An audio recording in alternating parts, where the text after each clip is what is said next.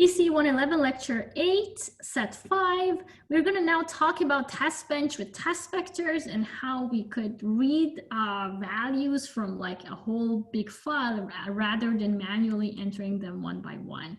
So if you remember, we had that silly example with 3 inputs and 1 output.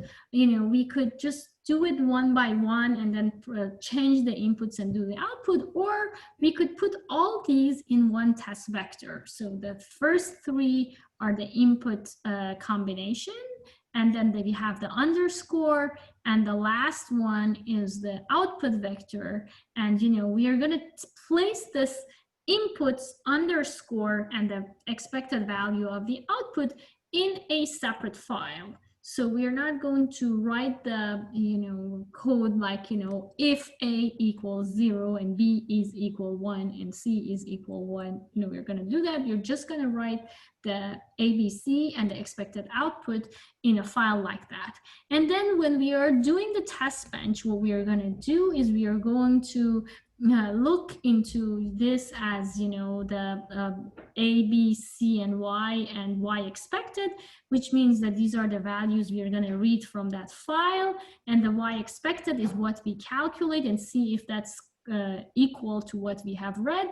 And then we have these two logic, which is going to have a vector of numbers, which is going to generate the errors if we have a combination that generates error. And then we have the test vectors here. Now you could have many different ways to define this. Usually, like, there is a limit of 10,000 for the test vectors that we read in the version of the system Verilog that we are using. And now again, this becomes kind of a standard practice of doing a test bench with test vector that I want you to follow every time you're writing a code. So again, here we have a notion of a clock, and the clock is going to go up and down every 5 units of time. Then what happens in the initial begin case, we're going to read in the, we have the statement read mem b, which is going to take that test vector and put the content of the test vector into, into that register that we have determined here. So, remember we had 4-bit input here, and then we have maximum of 10,000 entries here, and that's going to be read from the file that we externally stored, which we called example.tv, into this. And then the vector number is like where we are in that file. So we start always from 0, and we still haven't gathered any errors. The reset is 1, we are resetting the system.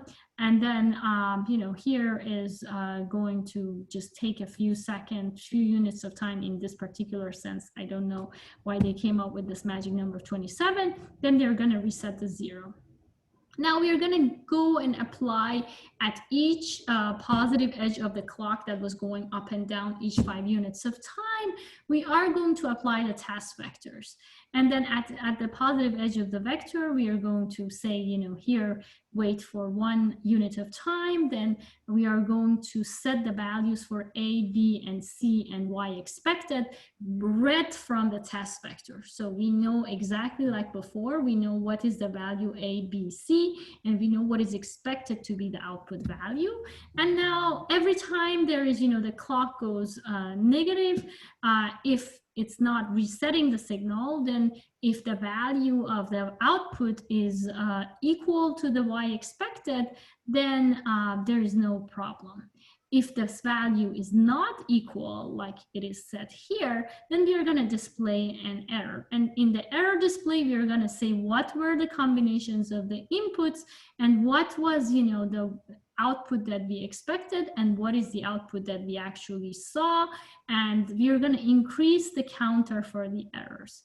And if we're done with like one set of inputs, then we are going to increase the index for the test vector by 1. We are going to go to the kind of next test vector until we go through all of them. So if we kind of get to the bottom, then we are going to say that, you know, these tests were completed and the number of errors, how many test vectors we have read, and the number of errors that we have had. Now, you know, this is kind of simple. As I mentioned, this is going to generate a clock using always process statement. And we are just going to go through these blocks that I explained one by one, just making sure that we understand each and every one of them. Here, the read memb is going to read the values into the memory of the test bench. So we read this external file into the memory of the test bench and put these values in the test vector, and then the index is going to be set to 0.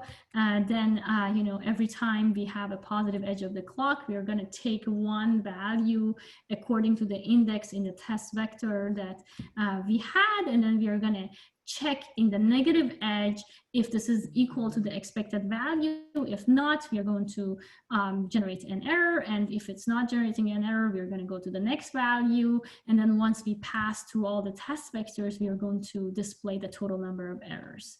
Now, there is this command finish, which is again simulation only command, which terminates the simulation. And, you know, the system Verilog supports, as I mentioned, up to 10,001 test vectors.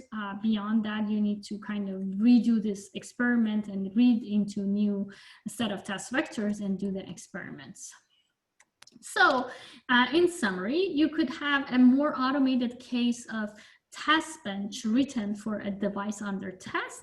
And in this particular example that we have seen, you read the inputs and outputs from an external file. You could even output to an external file, which we are not mentioning here. But in this particular case, what we did is we compared the values of what we expected and what we saw in the real design, and then you know, weighted and then made sure that these are matching the output vector. We repeated until reaching the end of the test vector file. And the new vectors are applied at the rising edge of the clock. The computations are done at the falling edge of the clock. Errors get reported as they occur, and then the total number of test vectors and number of errors is going to be reported at the end. Now, you know, I have, you know, at the end of this lecture, I have 2 more optional sets of slides, which are really not kind of covered in the class or in any of the projects. And if you're interested in seeing how you could do verification with test benches, you could take a look at the slides or, you know, continue further reading those. But, you know, for the purposes of recording, I'm going to stop at set 5 for the recording for this lecture. And hopefully you have got enough to get yourself entertained with designing complex enough circuits and making the test vectors that could test them automatically and generate errors if you have those, and you could debug them way better. Thank you.